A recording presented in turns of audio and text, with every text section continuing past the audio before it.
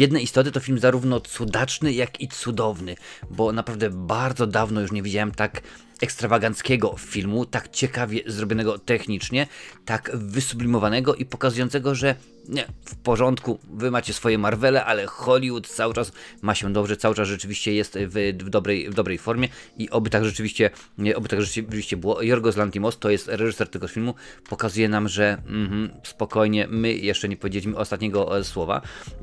Film jest przedziwny, naprawdę bardzo dziwny. Fabuła, nie chcę zbyt wiele zdradzać, można powiedzieć ogólnikowo powiedzieć, że to jest powiedzmy historia doktora Frankensteina, tak? I jego stworzenia. W roli, niech będzie szalonego profesora, naukowca, jak zwał, to zwał, jest Willem Dafoe. Niesamowity, naprawdę jest paskudny. To jak wygląda, jego fizyk jest koszmarna, ale on nie. On jest rewelacyjnym aktorem. W ogóle sam Willem Dafoe w wywiadzie powiedział, to była naprawdę niesamowita próba. O 3 rano przychodziłem na plan, 4 godziny nakładanie charakteryzacji, makijażu. Spać nie można, bo rzeczywiście trzeba być obudzonym. Medytację, różnego rodzaju inne techniki stosował. Potem jeszcze 2 godziny, żeby przygotować się do roli. No i około 7-8 rano można było kręcić. Tak, jeszcze cały dzień zdjęciowy. Więc to jest on. Emma Stone w roli, no powiedzmy, w roli Belli oczywiście, ale w roli jego dzieła. No i Mark Ruffalo, tak, no jest prawnikiem, oportunistą, który wykorzystuje każdy sposób, ażeby sprawić, że te biedne istoty, można by tak rzec, po prostu uległy jego czarowi. I no, w ogólnym skrócie tyle, bo nie chcę rzeczywiście zdradzać przyjemności, bo ponad 2-godzinny film, a minęło tak, oglądało się go bardzo, naprawdę bardzo pięknie, bardzo szybko, bardzo ciekawie. Fabuła, może powiem w ten sposób, Bella no, jest niedoświadczoną kobietą, bardzo niewiele wie o życiu i pewnego dnia postanawia, no ja jednak chcę się dowiedzieć, chcę sprawdzić, zobaczyć jak smakuje szampan, chcę zobaczyć jak wygląda Lizbona, chcę sprawdzić jak się jedzie powiedzmy tramwajem i tak dalej, i tak dalej. Chcę po prostu skosztować życia, no i wyrusza w swoją podróż nomen omen życia i naprawdę to, czego Bella doznaje w tym filmie, to jest po prostu niesamowite, bo no, co tu dużo mówić, ma doświadczenie całego życia skomasowane naprawdę w jedną wielką esencję, w jedną wielką pigułkę. Uczy się, że no, życie jest cudowne. Uczy się, że życie jest paskudne. Uczy się, że są ludzie, którzy no, są mili i są mniej mili. I rzeczywiście ten jej proces dorastania, ten jej proces stawania się kobietą jest ukazany na wiele sposobów. To nie będę zdradzał wszystkiego.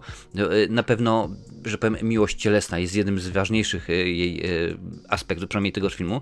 I przez to ona uczy się też, staje się z tej no, miłej, naiwnej, bardzo naiwnej, empatycznej osoby, no, można powiedzieć cynikiem, który no, niekoniecznie, powiedzmy, próbuje nie zdradzić fabuły, ale stara się, że rzeczywiście, no, życie już ją nauczyło jednego, drugiego, trzeciego, jest pewien bagaż tych doświadczeń i rzeczywiście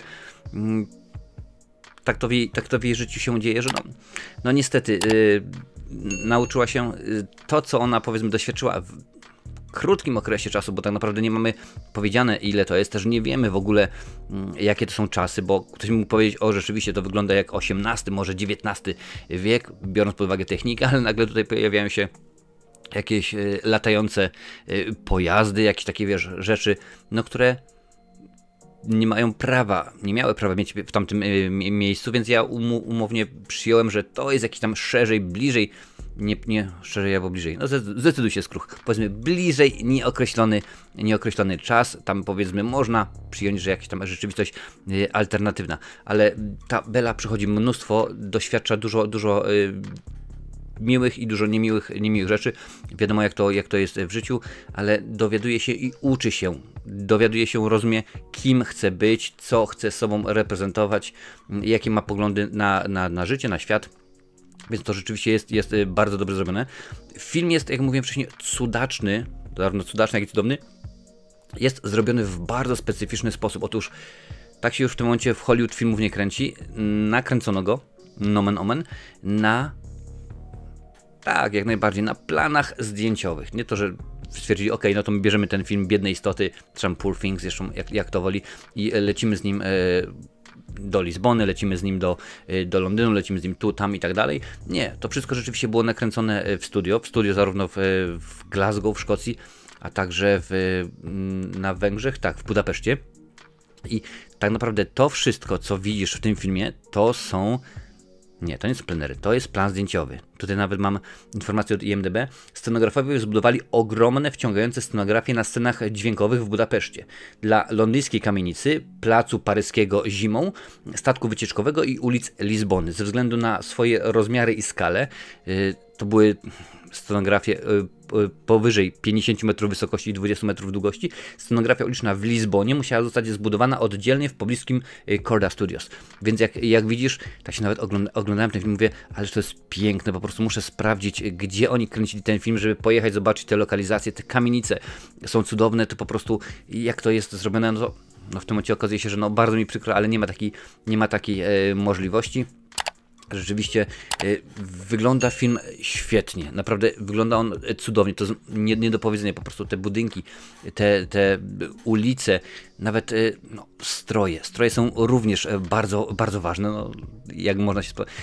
Pomysł w ogóle reżysera na Marka Ruffalo był taki, że on ma wyglądać, jego sylwetka jak taki napuszony gołąb, że wcięty w talii, tutaj miał być taki ogromny, ale okazało się, że to wygląda paskudnie, wygląda beznadziejnie, więc stwierdzili, że dodadzą mu tylko tutaj jakieś poduszki na ramiona, że będzie on po prostu tak wyglądał jak puszący się gołąb, że tak powiem. Emma Watson również. Co ja mam z tą Emma Watson? Emma Stone również rzeczywiście, jej włosy mają bardzo ważną, odgrywają w tym filmie bardzo ważną rolę. Jaką? No to oczywiście zobaczysz, oglądając tenże film. Sam, wracając do Marka Ruffalo, on naprawdę nie był przekonany co do swojej roli, co do wystąpienia w tym filmie, ponieważ kiedy przeczytał scenariusz, no to tak naprawdę niekoniecznie był. Mówi, nie, to po prostu to nie jestem ja, to rzeczywiście niekoniecznie, nie wydaje mi się, żebym to był ja. Tak tutaj w tym momencie szukam informacji i on do tego stopnia się obawiał, ponieważ niedaleko na scenie na planie obok Oscar Isaac kręcił swój film i on się bał, że pewnego dnia po prostu Oscar Isaac przyjdzie i powie: stary, słuchaj, ja jak najbardziej, ja jestem zastępczą dla ciebie, zostajesz zwolniony. I pewnego dnia, jak mówiłem wcześniej, miał wiele wątpliwości, często żartował, że jego przyjaciel Oscar Isaac, który kręcił zdjęcia, zastąpi go, i Willem Dafoe zrobił żart Markowi Ruffalo, zabrał go do pokoju, w którym czekał Oscar Isaac, oczywiście wiedział o wszystkim. Isaac i Dafoe poinformowali Ruffalo, że został zwolniony i rzeczywiście zastąpił go Isaac. No oczywiście, delikatnie mówiąc, był skonstatowany i skonsternowany Mark Ruffalo, no ale nie, spokojnie, żartujemy, taki świetny Strasburger, ale Mark Ruffalo pokazał nam siebie z tej innej strony, bo idę w tym momencie, mogę się założyć 9 na 10 osób, jak się zapytam o to, kto to jest Mark Ruffalo, z jakiej roli go kojarzysz, to powiedzą pewnie Hulk, czy tam Dr. Hulk, jak to woli, ale rzeczywiście tutaj on pokazuje, że on potrafi, on jest rzeczywiście dobrym, niesamowitym aktorem. Również obawiał się scen łóżkowych, no bo jak mówiłem wcześniej, akurat ta warstwa życia Belli odgrywa tutaj bardzo dużą rolę i jest bardzo ekspresyjna i jest bardzo żywo i żwawo pokazana. Naprawdę wszystko jest pokazywane i Mark Ruffalo również obawiał się tych scen, ale powiedział, że w połączeniu z Emmą, z jego poczuciem humoru i z tym, jak to rzeczywiście wyglądało, naprawdę przebiegły zdjęcia bardzo sprawnie, bardzo zabawnie. Podobało mu się to, jak rzeczywiście to wszystko było zrobione, więc no nie taki diabeł straszny, jak go malują. Emma, po prostu to jest... Powiem tak, tutaj na pewno będzie nominacja do Oscara, a czy będzie Oscar, to zobaczę, już wypowiem się, jak będę wiedział, kto jest nominowany, ale po prostu ona jest bezwstydna, naprawdę ona jest niesamowita w tejże roli. Na początku, no oczywiście ona, jak mówiłem wcześniej, już dorasta, więc na początku mamy tą taką małą, zastraszoną w pewien sposób dziewczynkę, która się uczy pewnych rzeczy, tak, o proszę bardzo, słońce, o wiatrak, o droga na Ostrołękę, wiesz, tych wszystkich rzeczy ona się dowiaduje i potem, kiedy idzie w świat, poznaje życie, poznaje przyjemności oraz negatywne strony tegoż świata, no to rzeczywiście okazuje się, że ona potrafi rewelacyjnie się odnaleźć. Na początku, no mówię, naiwna, nie wie dokładnie co jest grane, nawet jej pewne początkowe spotkania z mężczyznami w domu uciech w Paryżu również są bardzo, może nie komiczne, bardziej naiwne, bardziej takie, gdzie ona pragnie po prostu doznać, dowiedzieć się, co jest grane. Widzisz, sam nawet nie mogę wysłowić się, jak rzeczywiście, jak ona do tego podchodzi, ale jest świetnie, naprawdę bardzo dobrze zagrane. Później jest taka jedna scena, to na statku w rozmowie z pewnym cynikiem, dowiesz się dokładnie o co chodzi. To jest punkt zwrotny, można powiedzieć, w życiu Belli i Emma jak najbardziej świetnie się odnajduje w tymże wszystkim. Świetnie się przystosowuje do tego, że Bella no, w tym momencie już nie jest małą dziewczynką, w tym momencie już jest dorosłą, dojrzałą kobietą, dokładnie wie jak to się wie, a żeby to wszystko podkreślić, stwierdzono, musisz mieć piękne, cudowne włosy, ma naprawdę rewelacyjne, długie włosy, aż jej zazdroszczę tej długości, ponad metr miał na koniec zdjęć, oczywiście doczepiane były te włosy i tak dalej, ale rzeczywiście to jak ona wygląda, te jej kreacje, te jej no nie tylko suknia, chociaż oczywiście jest ich całe mnóstwo, ale również zwykłe, proste, jakieś tam wdzianka, to wszystko sprawia, że jej postać jest jeszcze bardziej podkreślona i tak jak mówiłem wcześniej, ten film ma niesamowitą scenografię, cudowne kostiumy, muzyka. Przypomniało mi się jak kiedyś w trakcie studiów filmoznawczych był wyświetlany jeden z filmów w kinie i był taper, czyli osoba grająca na żywo do niemego filmu. Właśnie tak odbierałem ten film, tym bardziej, że techniki, jakich używał Lanthimos, no to jest coś niesamowitego, bo oglądam i żywcem. Niektóre są ujęcia żywcem wyjęte z kina niemego. On sam powiedział, no tak, chciałem jak najbardziej podkreślić to właśnie, że tu jest fabuła najważniejsza, że skupiamy się, kiedy na przykład mamy, no bardzo często, jeżeli chcemy się na czymś skupić, to nie ma, że robimy najazd transfokatorem, tak zwanym zoomem, i przybliżamy się. Nie, tutaj mamy elegancko, ciach, dziękuję bardzo, tylko i wyłącznie wszystko zasłonięte na czarno i no, tak się kiedyś robiło dawno temu zbliżenia i techniki, jakie używa, po prostu wprawiają w oni mnie. Tak zacząłem oglądać ten film też. Poszedłem akurat, jeżeli chodzi o ten film, to wybrałem się do kina tylko i wyłącznie na obsadę aktorską. Patrzę, jest Defoe, jest Emma, jest Mark Ruffalo, mówię, dobra. W porządku, to rzeczywiście powinno być ciekawie, tym bardziej, że jest to akurat trzecia produkcja Emmy i Yorgosa Lanthimosa, więc rzeczywiście znają się jak, można powiedzieć, jak łysy konie. No i nie zawiodłem się, ale tak z pewną obawą, prawda, z pewną obawą poszedłem do kina, mówię, okej, no mniej więcej wiem o co chodzi, ale no i już po 3 minutach po prostu nie ma mnie, wsiąkłem, wziął, zassał i po prostu go nie było, więc rzeczywiście technicznie ten film naprawdę jest dopracowany do perfekcji, jest wycyzelowany tak, że no ciężko naprawdę coś powiedzieć. Tutaj sprawdzam właśnie jeszcze ciekawostki odnośnie Marka Ruffalo i innych rzeczy z tym filmem związanych. Reżyser tak spotkał twórcę, właściwie ten film jest na podstawie książki, no co akurat bardzo często, ale Yorgos Lanthimos po raz pierwszy zwrócił się do Alcidera Greya w sprawie adaptacji właśnie biednych rzeczy w 2009 roku. Wtedy to panowie się spotkali. Pisarz wziął go na wycieczkę właśnie po Glasgow w Szkocji. Powiedział, o, te miejsca są w książce, znajdują się. No niestety nie doczekał premiery filmu, zmarł jakiś czas temu, ale obejrzał wcześniejszy film właśnie Kino Dantos Yorgosa. I powiedział, słuchaj stary, wierzę w ciebie, jak najbardziej, widzę, że masz pomysł i kręć ten film, jestem za, a nawet przeciw, jak mawiał pewien polityk. No i w tym momencie się rzeczywiście reszta to już tylko i wyłącznie jest no, historia, to w tym momencie już jest inna sprawa i jak dla mnie ten film to jest oscarowy pewniak. Kategorie, i tutaj jestem ciekaw jak podejdzie do tego Hollywood, ponieważ jak mówiłem, ten film technicznie jest zrobiony genialnie, ale jest inaczej, to znaczy nie ma tylu efektów specjalnych i tego wszystkiego, do czego nas powiedzmy ostatnimi laty kino przyzwyczaiło, ale jest zrobiony perfekcyjnie, ale inaczej i mam nadzieję, że szanowna Akademia która przyznaje nominacje, a później oczywiście nagrody, będzie ukłon w stronę tego, że proszę bardzo, tutaj ktoś czerpie pełnymi garściami z naszego doświadczenia, z naszego dziedzictwa i również, przynajmniej na nominacjach się skończy w warstwach technicznych, ale jest to na pewno jeden z najdziwniejszych, no inaczej, najdziwniejszy film 2024 roku, który do tej pory obejrzałem, bo jest początek roku, ale jest to na pewno jeden z dziwniejszych filmów ostatniej dekady, jakie przyszło mi zobaczyć. Tak się zastanawiałem, do czego porównać, bo kiedy tworzyli ten film, no to między innymi gdzieś tam reżyser porównywał go oczywiście do Młodego Frankensteina Mela Brooksa, no wiadomo, sama jakaś tam powiedzmy historia. Również przez to, jak jest stworzony, jak jest zrobiony, gdzieś tam mi wpadły do głowy połączenia Davida Cronenberga, Davida Lyncha, gdzieś tak między innymi coś tutaj się u nich zgadza. Trochę trąci też gabinetem doktora Caligari, ale to już oczywiście każdy, Franza Murnau'a, ale to już oczywiście każdy musi sobie zobaczyć jak dla siebie, ale to na pewno nie jest film dla wszystkich. To nie jest tak, że o proszę bardzo, w zeszłym tygodniu obejrzaję sobie Mission Impossible czy coś innego i stwierdzić, o zobaczę, bo jest rzeczywiście Mark Ruffalo i Willem Dafoe, mimo że całą trójkę na pewno można kojarzyć właśnie z filmów Marvela. To jest film, który no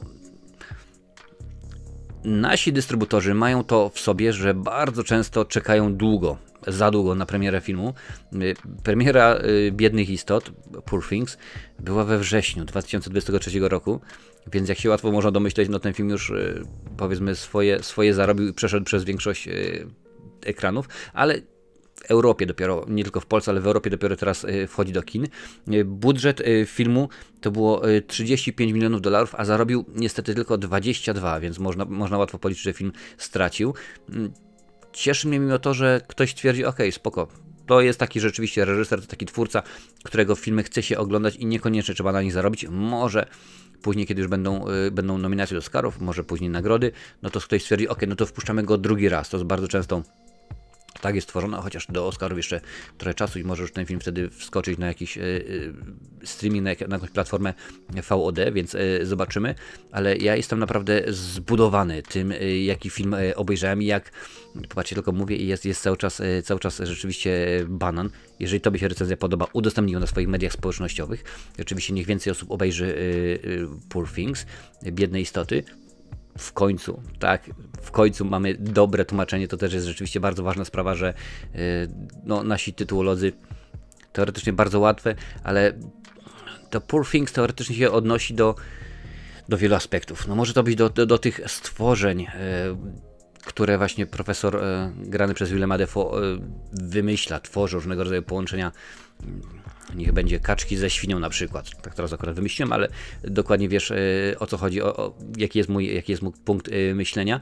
Ale również to może być właśnie o Belli, o tej postaci granej przez Marka Ruffalo, o postaci Baxtera, czyli narzeczonego Belli, którzy no po prostu doświadczają tych rzeczy, o tych osób, które ona spotyka, o tych postaciach, które... Nie, tego akurat nie powiem, bo to bym zdradził fabułę, ale to jest tak wielowarstwowe, tak wielopoziomowe, że naprawdę obejrzyj ten film, tylko nastawia się na kino naprawdę bardzo dziwne, na kino cudowne, ale naprawdę na film, który kiedyś jeden z widzów powiedział, ja lubię oglądać filmy, które mnie zmęczą intelektualnie, po których wychodzę emocjonalnie z kina wycieńczony. I to jest właśnie jeden z tych filmów, który po prostu